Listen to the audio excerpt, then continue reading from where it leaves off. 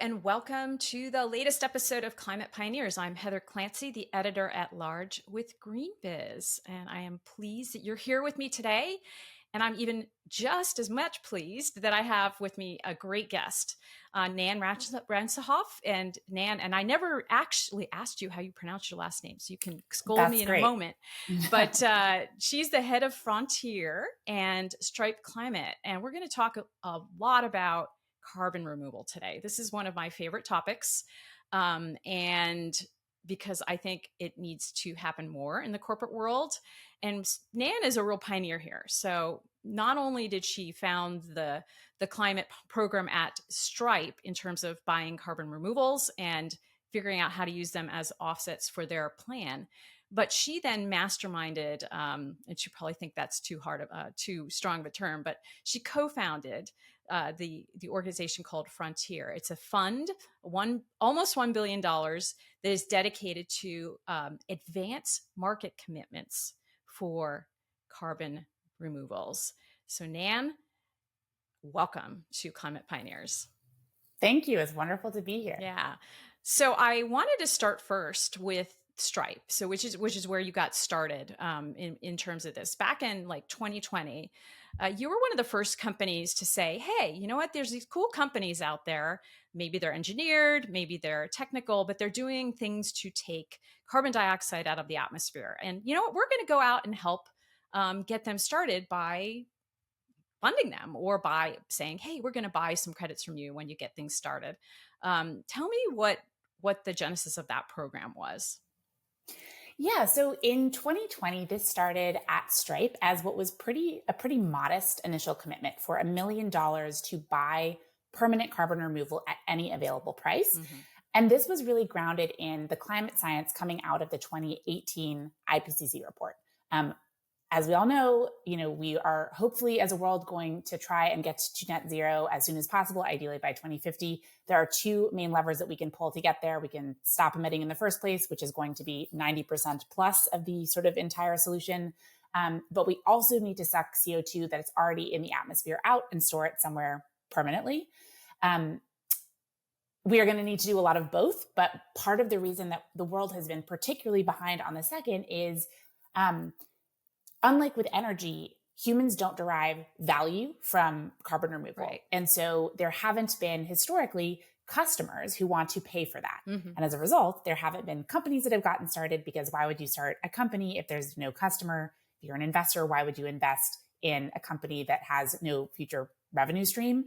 And so really the idea with Stripe's initial commitment was, we are going to spend $1 million as the customer to pay these companies to pull CO2 out of the atmosphere. And we're not going to look for the cheapest tons. We're going to look for solutions and approaches that have the potential to be low cost and high volume in the future, even if they're not there today. The idea being, every new technology starts expensive. Most new technologies start expensive, I should say, and costs come down over time as they scale. So how can we sort of buy the Tesla Roadsters to help pull these down the cost curve? That was sort of the underlying thinking behind Stripe's initial commitment. So then what is Stripe get? What did Stripe get out of that? Like, was it a verified credit? Was it proof that something had happened? So, we have essentially we announced initially that $1 million with 4 companies. And importantly, we gave those companies funds upfront before we got the tons back. So with all of those companies, there's a possibility that they try this new technology, it doesn't work, we don't get anything back. But there's also the possibility that we do get tons back. And for us, this was really not around sort of, meeting a specific ton target, because this is a pretty expensive way to do that anyways. It was really around, it was almost like an experiment. How do we does $1 million do anything? And the interesting part about this was, once we announced those 4 companies, sort of a couple of interesting things happened. First, the carbon removal community had this almost weirdly positive reaction, which to us just said, this field has been starved for customers such that anybody cared about $1 million. And the second thing that happened was, we heard from a lot of Stripe users. So Stripe works with millions of businesses all over the world. We process payments. We help them with their business operations, essentially who told us, hey, we've wanted to do something for a while for climate, but we have other things to do. Could we send you some money and you figure it out what to do with it? And so that's really what led to kind of phase 2 of the Stripe program, which we now call Stripe Climate. And essentially, it makes it really easy for any business to direct a fraction of their revenue to carbon removal. We then pull that together with our corporate funds and use it to buy even more carbon removal down the cost curve. So, to sort of directly answer that question, it was almost an experiment of like, the world needs this. Let's see if there's anything that we can do. And the interesting thing that came out of it was, we are in a position as Stripe, because we work with so many businesses, to give businesses the option to pool their funds in a really low friction way. And this sort of became interesting and sort of became we sort of realized that this was something we were maybe uniquely able to do in the context of Stripe's larger business. Mm-hmm. So in terms of that program, how successful has it been? What kinds of customers are using it? We have more than 30,000 businesses that have opted into it. And on average, they have chosen to give around 1% of their revenue to carbon removal, which is, I was certainly surprised by. That's a pretty meaningful amount of money. And it was through this, so that's, gotten us to tens of millions of dollars from Stripe's initial $1 million. What's interesting is that, we our sort of phase 3, which we can talk about, was launching Frontier. And the anchor buyers of Frontier were not only Stripe, but these tens of thousands of businesses using Stripe Climate, all sort of pooling funds together and using that to anchor what ultimately became sort of this advanced market commitment for carbon removal. And so in a sense, kind of each of these phases has fed off of each other, or sort of like led to the next phase in ways that we didn't initially expect. We did not think in 2020 we would launch an advanced market commitment for carbon removal, but we kind of kept pulling the thread and sort of listening to what the market and what users were telling us. And that's sort of where it took us, essentially. Right. So $1 million in 2020. And then in 2022, you came together with Meta, right? Alphabet, McKinsey, Shopify. I don't know if there was others in the initial group. No, that's the initial group. Right. And I think it was like 925 million, but I like to call it a billion. Or almost Close a billion. Almost a billion. Yeah, right. So, and you said, hey, we need to to go back to the pooling of resources, we need to pool our interests. We need to pool our demand. We need to do this with this advanced market commitment. So what the heck is an advanced market commitment? Like, let's start there. Yeah, an advanced market commitment is essentially a way to signal that there is going to be a market for a product that doesn't necessarily yet exist. Mm-hmm. So this was a concept that we borrowed from vaccine development. In the mid-2000s, the world wanted a pneumococcal vaccine for low-income countries. This existed for high-income countries, but there are sort of all of these edits that you want to make for it for a specific context and a specific population. The pharma companies were understandably like, this is not worth our time and resources because the end customers are too poor to pay for it. And so essentially what a number of economists and countries ultimately came together to do was launch an advanced market commitment for the pneumococcal vaccine.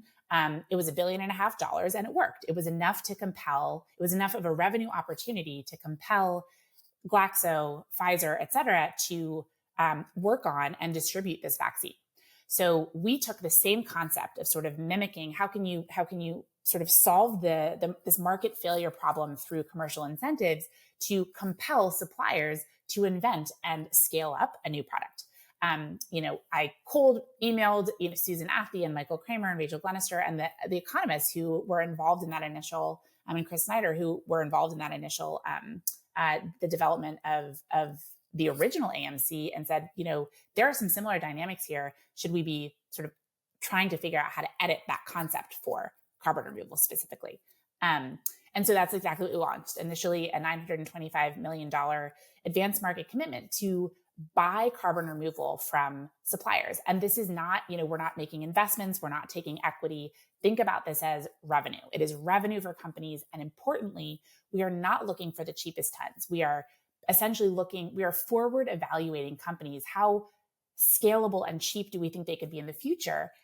But every new technology has to start somewhere. So we're buying those tons early to help them get down the cost curve so that by 2030, 40, 50, we have the portfolio of solutions that we need to get to, the scale and the volume that scientists say that we need. So how did you convince your boss that your company needed to support this kind of initiative? And actually, who is your boss? You report right directly to the CEOs? I report to somebody who reports into Patrick. Yeah. Mm-hmm.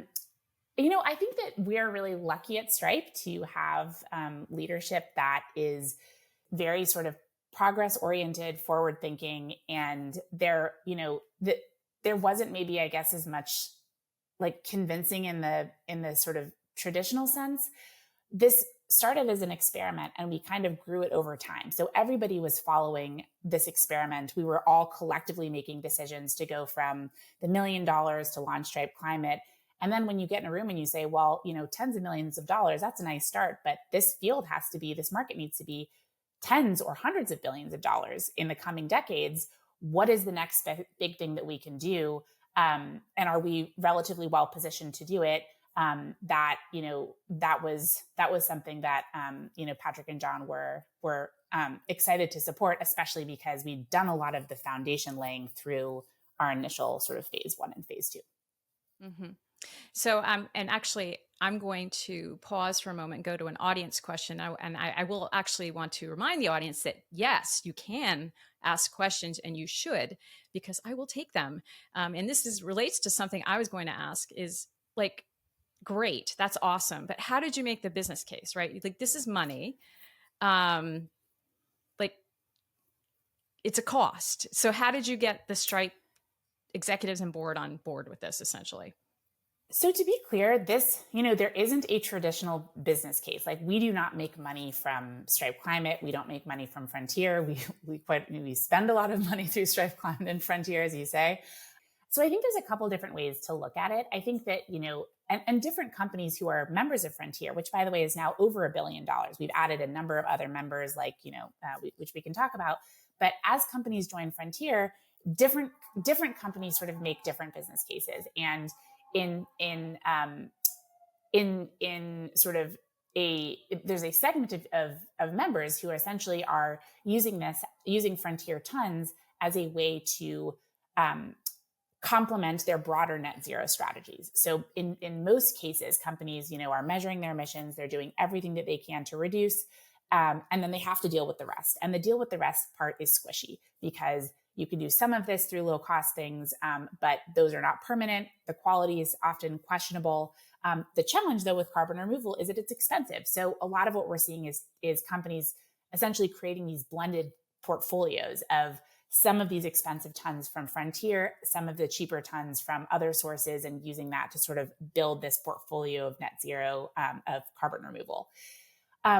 The thing to note, though, is that, of course, there's no requirement that companies overpay for tons. And in the case of Stripe, you can kind of think about this as like a little bit philanthropy adjacent, insofar as, yes, we do get tons back, but it's also sort of beyond, sort of the scope is beyond just Stripe's own emissions, if that makes sense.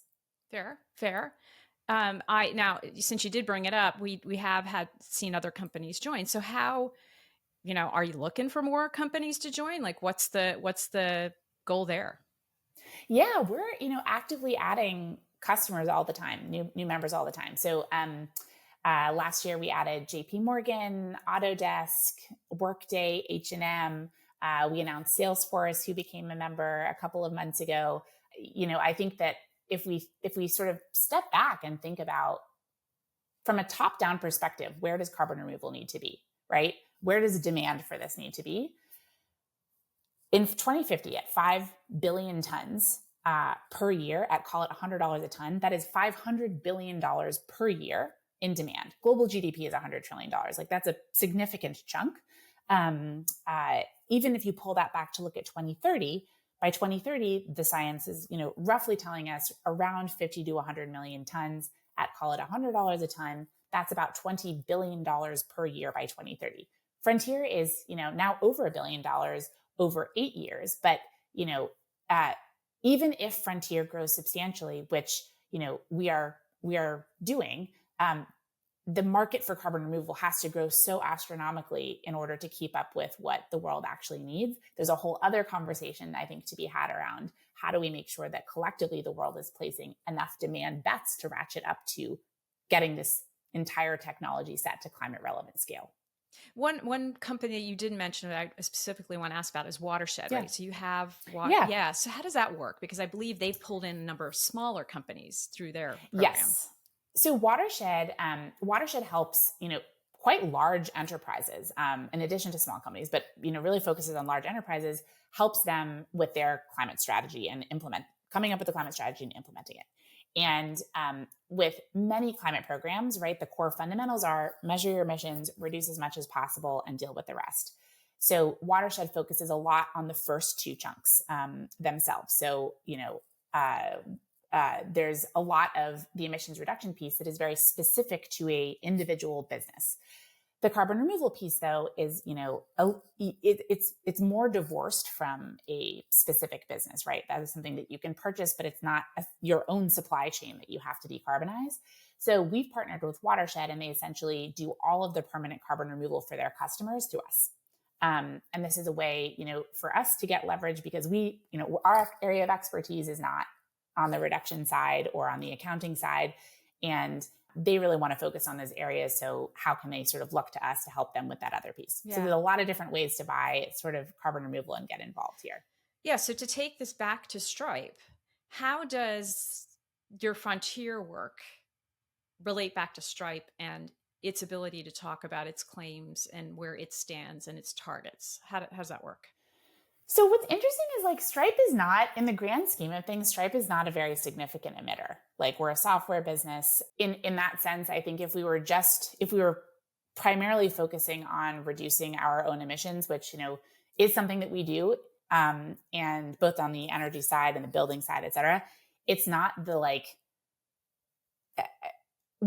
we're doing a lot more now than we would do if that was the sole focus, so to speak. And so when we get tons back, we can count them against Stripe's emissions, but that's not really that's personally not our primary driving motivation. Our primary driving motivation here is the world's going to need a lot of carbon removal. How do we help get it on its best possible trajectory? And we try to remain as flexible as we can to sort of doing the highest leverage thing that we think that we can feasibly do given the changing dynamics of carbon removal. And it is changing quickly because this entire industry is functionally 5 years old. So we sort of consider that is a consideration, but it is not the primary driving force. It's really sort of how do we help this field? We kind of think about ourselves as working on behalf of the field, even though we are housed within Stripe. Got it. Well, you hold both titles, right? Your Stripe and Frontier. So how do you split your time? How does that work? So it's interesting. The most of the biggest chunk of the Stripe climate time is really around that software product that we talked about. And the reason that that's important is because growing Stripe climate is a way to also grow Frontier. Because, if you think about Frontier, there's lots of different buyers. There's, there's Alphabet, there's Shopify, there's McKinsey, there's JP Morgan. There's Stripe, which is Stripe corporate, but it's also these tens of thousands of Stripe climate users. So the work around sort of the Stripe piece of this is really focused on building out that product. And we have an amazing product and engineering team who spend their time thinking about this. So, I would say the vast majority of my time is really spent thinking about, on the Frontier side, there's two main things we think about. First, how do we raise more demand for carbon removal? And for Frontier specifically. And two, how do we spend those dollars as effectively as possible to find the best companies and then accelerate them down the cost curve? So in that sense, I actually think they're kind of, they're not so disjointed. They're sort of they're a bit more cohesive than I think the9 implies, if that makes sense. Right. So how does the governance work for Frontier? Frontier is a public benefit co that is fully owned subsidiary of Stripe. So there are 15 of us who work full-time on Frontier, almost full-time on Frontier. and we are all Stripe employees. Okay. And essentially we're sort of, you can think about it as like we're seconded to Frontier, but we're all working for Frontier and sort of like on behalf of all of the buyers that we facilitate offtakes and purchases with, but from Stripe. And their role is to figure out what you should be bringing to the table. Yeah, it's both. So I would say like, you can sort of think about it as like, 75% plus is on how do we spend the funds as effectively as possible. But we are also spending, 15, 20% thinking about how do we continue to grow demand for Frontier, but also for the field more generally. So, on the diligence side, so we have two tracks at Frontier. We have the pre-purchase track, which is for really early stage companies that are just getting started. This is more analogous to what we started in the context of Stripe. And for these, these are our companies that are just getting out of the lab. We're giving them $500,000 upfront before they've actually delivered tons in response. And if, they test the technology and it doesn't work, we don't get it back, and that's okay. The bulk of Frontier's funds go to offtake agreements. And these are larger, multi-million-dollar, legally binding contracts to buy a certain number of tons at a certain price if and when the company can deliver. And most of Frontier's time and resources and sort of attention and dollars really go towards facilitating those offtake agreements on behalf of all of the members that are part of Frontier. And this requires us to, we're looking at the companies who we bought from pre-purchase and saying, who's doing really well, whose technologies are advancing really quickly. We're looking at, the technical pieces, the science pieces, the policy pieces, the regulatory pieces, the commercial pieces, and trying to stitch all of that together to say, do we think it's worth paying higher prices for these tons today because we think they have the potential to be a big part of the global portfolio of carbon removal solutions in the future? You can almost think about that piece as like, it's like we're doing, investment due diligence, and we, are writing memos, et cetera, except for at the end of it, we're not making an equity investment. We are making a purchase. To buy tons. Yeah. But that's kind of like the crux of what the team is working on. We have 7 PhDs and, we spend a lot of time obsessing over that. Okay. I think your number, at least that I'm publicly aware of, I think it's about 320 million in contracts as of last week. The latest was 280 Earth. 280 Earth, an X spin out, right? So, it's pretty untried, that technology. So I'm kind of curious, like what won over the team? So you can think about the Frontier carbon removal portfolio spans lots of different technologies, right? We're doing DAC, we're doing bikers, we're doing enhanced weathering. And all of these... Let me just hold you up for a second. Please. Direct air capture. Do the bikers acronym for our listeners. Biomass carbon removal and storage. Got it. Thank you. Sorry. And then we've got enhanced weathering. We've got ocean alkalinity enhancement. There's sort of a whole suite of technologies. And the reason that we sort of are pursuing a portfolio approach is for exactly the reason that you said. All of these technologies, or most of these technologies, are quite early, and it's not clear sort of how far any one of them will get. There's a lot of other sort of external contingencies. 280 Earth is a DAC company, direct air capture. And the challenge with DAC is largely around cost. It is expensive to find the 412 particles of CO2, separate them from the other million air particles, compress them, and then, inject them and store them somewhere. There are two main things that got us excited about 280 Earth. The first is really their path to ultimately low cost DAC. And that is for a couple of different reasons. First, a lot of DAC companies use batch processes to suck in CO2, capture it with a sorbent, sort of use heat to release it, and then capture the CO2 and then inject that underground. 280 Earth is using a continuous design. They're sort of a move the car, not the factory technology, which helps them save energy because they're not having to constantly heat and reheat the sort of the box, essentially.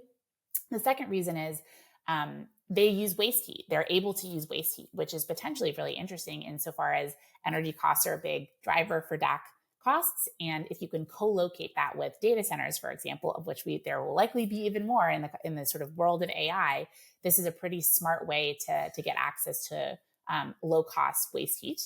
And then finally, they have, are largely using off-the-shelf components that helps them sort of build the expensive CapEx at a lower cost. And then in addition to cost, we're also excited about them because, they have a really strong team. Building technology is hard. Building companies are hard. Building carbon removal is hard. As you said, they have been developing this technology in the context of the Moonshot Factory at Google X. For the past 5 years, they've got a ton of partnerships already on the OEM side with construction and sort of equipment firms that we think gives them a really good shot at being able to ultimately get down the cost curve and scale up. So what happens if a startup fails, right? And I know this wasn't a Frontier investment, but Running Tide it was a Stripe investment. So what happens? Like, how are you protecting the buyers? How in the case of a Running Tide, did you protect you, or is that just a loss for you? I'll make one just semantic note, which is that technically none of these are investments; they're all purchases. Fair. So Yep. none of them are investments. So as I mentioned, we have these two different tracks. We have pre-purchases and offtakes, and in the case of offtakes, which is what 280 Earth is, these are pay on delivery contracts. So buyers only pay once a company delivers tons, and so they're sort of definitionally some protections built into that. When you're making, in the case, tens, 20, 30, $40 million purchases, having those protections in place is important. It is important for buyers that they're only paying if they get the thing that they're paying for. In the context of pre-purchases, and again, these are typically $500,000 that we give to companies upfront. We know that these companies are early and that many of them likely will not end up sort of working. And there's a lot of different reasons for that. Maybe, we have to take these good ideas and try them out in the real world. And sometimes we learn that it was a great idea and it was worth testing. But at the end of the day, the world tells us we get a reality check and it's not, it doesn't sort of pan out as we expected. It can be because of, team challenges, execution challenges. Like most startups at the end of the day fail. And that's true in any context. There's tons of AI startups right now. Not all of them are going to scale. And that's okay. That is sort of what a healthy ecosystem looks like. You have to throw a lot of things at the wall and see what sticks. And from our perspective, what we're trying to do with the pre-purchase program is help give more companies the opportunity to try their idea out in the real world. And if it doesn't work, at a small scale, when it's contained at that sort of $500,000 level, we're comfortable with that. It's just sort of the cost of doing business. Got it. And so I have a couple questions here from the audience about specific types of removal. One is biochar, receiving only 12% of the total funding. It delivers a lot. Shouldn't this be a better pathway to focus on? It's worth mentioning that so Frontier is working in carbon removal. So we have, emissions reduction and carbon removal. But then within carbon removal, there are different types as well. And Frontier is focusing specifically on permanent carbon removal that is more than 1,000 years. And that is not to say that trees and soil carbon sequestration are not important. It's just to say that those solutions by themselves are unlikely to get to the 5 billion tons per year needed. And as a result, in large part because we're going to run out of arable land, right? So we are trying to work on, in the context of Frontier, how do we make sure that the world has the entire portfolio of solutions and focusing on the areas that we have historically seen have gotten less attention relative to their importance. I would put biochar into the bucket of there is some biochar that would probably hit the 1,000-year permanence, but it opens questions for us on what is the best use of waste biomass. And there's a whole conversation to sort of be had around that, but that's not an area of focus for Frontier specifically. But you do have a relationship that's focused on, that's the Stockholm Exergy, is I believe the company. That's a contract. Yes, but that is not biomass. Biochar. So that is biomass. Yeah. So right. So there's the category of bikers, this biomass carbon removal and storage is essentially all about how do we find waste biomass? So when plants grow, they capture carbon through the process of photosynthesis. They sort of do the capture piece for free. And, in the case of you're growing corn, for example, and there's a lot of waste biomass that is not ultimately,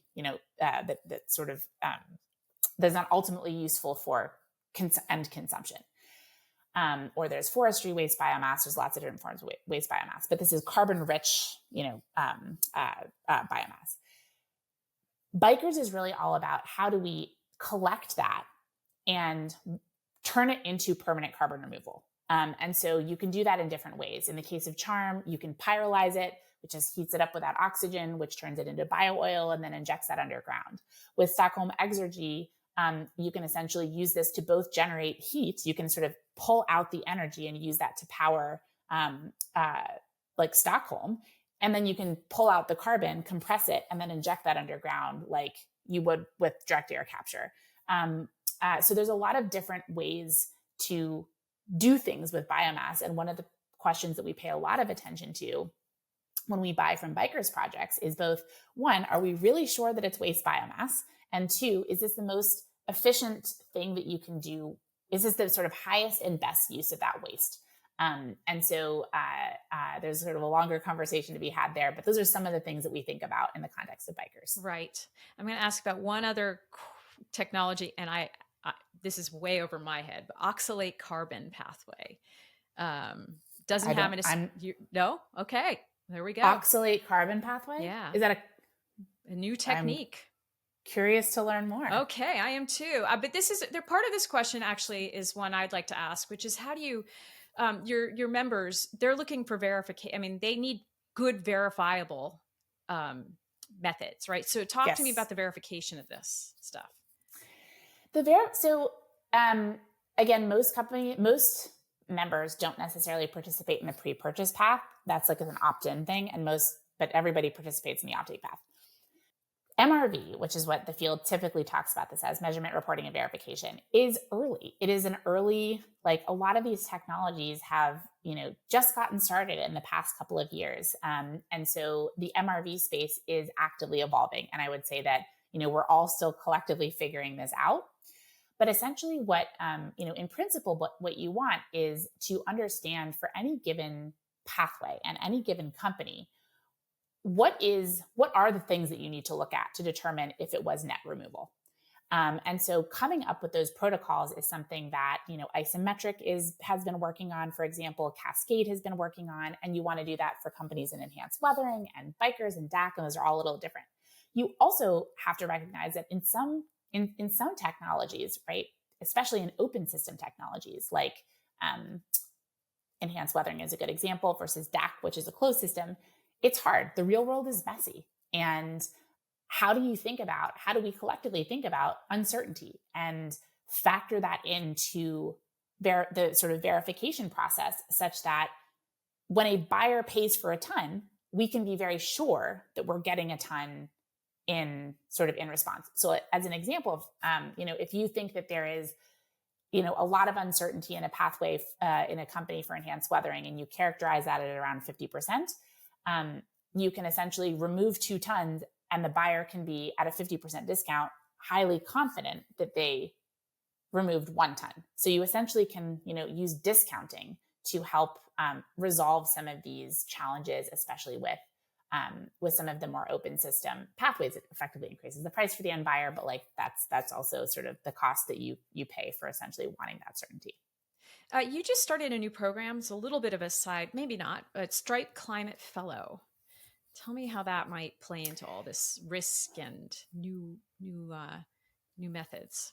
Yes. So this really ties back to the demand challenges that we have been talking through. Frontier is now over $1 billion over 8 years. And this field as a whole globally is going to have to be, hundreds of billions of dollars in 2050 and roughly $20 billion within the year of 2030.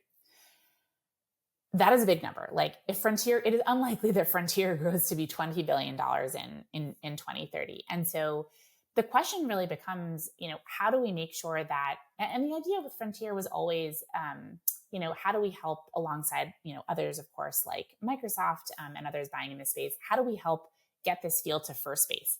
But at the end of the day, these numbers are so big that it's very unlikely that the voluntary markets by themselves are going to scale to those numbers.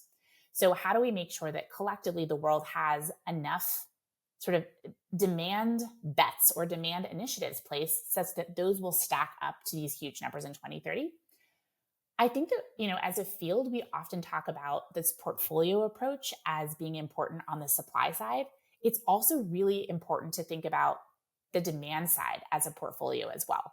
And whether that's more AMCs or whether that's tax credits or whether that's pay for tons or pay for practice or tech neutral policies or technology specific policies, at the end of the day, we have to I think it's important that the world thinks about how to place enough bets now so that collectively by 2030, this field is as big, the demand for carbon removal is as big as it needs to in order to support the supply that the scientists say that we need. So in our view, it's actually like, they're all very tied together, because when our $1 billion runs out, the baton needs to go, the proverbial baton needs to make sure that, it's passed to some collection of other initiatives. If the voluntary market won't do it, what does Frontier do as far as policy advocacy? What's the position there?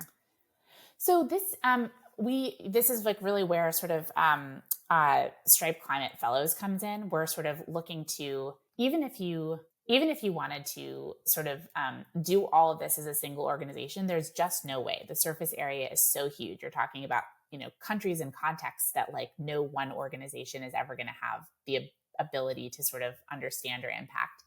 And so Stripe Climate Fellows is really around, placing more of those bets and building capacity in more places so that, the cadre of people thinking about growing the market for permanent carbon removal is much larger than it is today. We also Stripe helped found the Carbon Removal Alliance last year, which is, it was last year, which is essentially a collection of primarily carbon removal suppliers who are able to sort of have a louder voice in Washington if they show up together. And sort of we've sort of helped support that initially, but I think we just need a lot more policy and sort of demand initiatives that are going to stack up to what the world needs. Do we need more AMCs? Maybe. I think that I would just expand that out to say that we need more demand bets. And maybe those are AMCs, but I think that there are, the interesting thing about policy and sort of, at least in my early and sort of, this is not really my area of expertise, but I've sort of learned about this in the context of carbon removal, is policy contexts are very different in different places. Like the United States likes to pass things through tax credits. Like a lot of things go through the tax code here.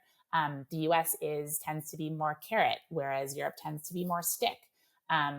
There are sort of different mechanisms that I think work relatively better in different contexts. And whether that's an AMC or some other mechanism, I'm not sure it really matters, so long as it is the sort of one of the best mechanisms for that specific context, if that makes sense. Yeah.